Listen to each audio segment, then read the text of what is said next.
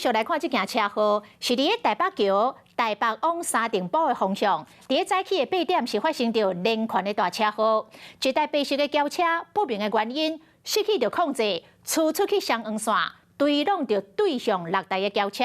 造成7台的车连环的车祸。上界离经的是，这个造成车祸的驾驶是揪着同款坐伫车顶的女性的朋友车弹的坐客灵车白内容，目前是下落不明。警方讲，真有可能是啉酒开车，当全力在找人。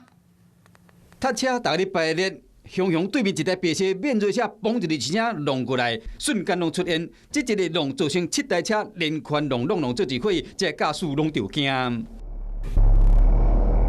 这个白色轿车弄一个密麻停伫桥的中央，对向的轿车嘛互伊伤着，掉伫双黄线进退两难。车祸造成大塌车，警方就到现场找这个吊衰驾驶人醉走。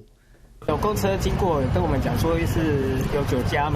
好像有换位置还是怎样的，可是后来他们人就不见了。我听到说好像是下车有稍微走路有点晃的。你看到前面车子整个飞起来的时候，它解体，我想说我们应该逃不掉了，只是